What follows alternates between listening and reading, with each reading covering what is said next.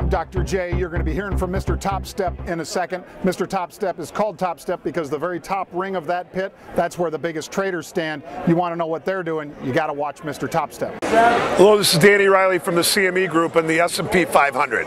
It's a rather quiet day, and we expected it to be that way. After the kind of shaky start that we got to yesterday and the weaker close that we had, we expected that some of the carry-through from last Friday would be here as it was yesterday, Monday. You know, the thing is that the currencies are doing basically what they did last Friday. The yen is up, the euro is down, there's a semi-decent volume going on in the 10-year note options. They've got about 40,000. Their volume's dropped off a little bit. I'm not sure why. Maybe it's got something to do with the yield curve. The other thing is that the euro-dollar options have about 50,000. They've picked up a little bit. Over in the grains are mixed. We've got the metals that are down, and we're down.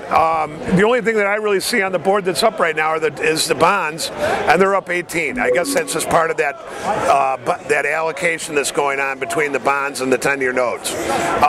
There's not a real lot to talk about here. We kind of think that the markets are kind of trying to find a place of good support, whether it be at the 1085 level or toward the 1075, 1076 level, which was the Globex lows after the Dubai incident.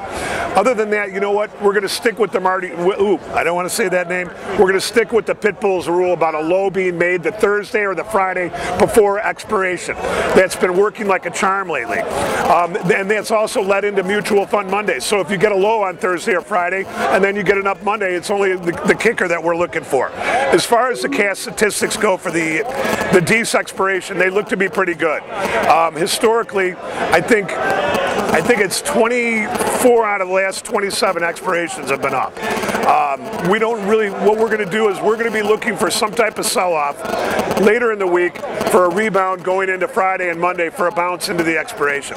Right now the markets act a little bit weak, and they should. You know, there's so much cross currents going on between the currencies, the dollar, the bonds. Everything's it looks like people are kind of liquidating some stuff here, and that was kind of what we tried to say in our equity report earlier in the month, that we heard that December would maybe be used as a kind of rather than buying stock, kind of a profit-taking month more than a buying month.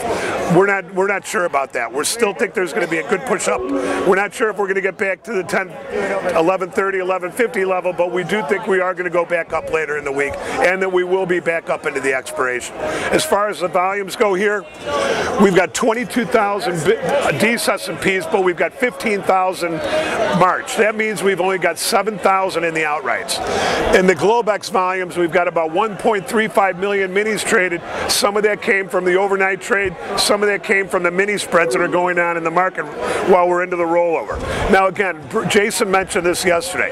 Thursday March becomes the front month. DEES will be gone. You know, it's not going to be gone, but it'll go off the board the third Thursday in December. But after that, everybody's going to be concentrating on the March contracts. That's all we've got from here for now. We'll be back with more top stuff tomorrow.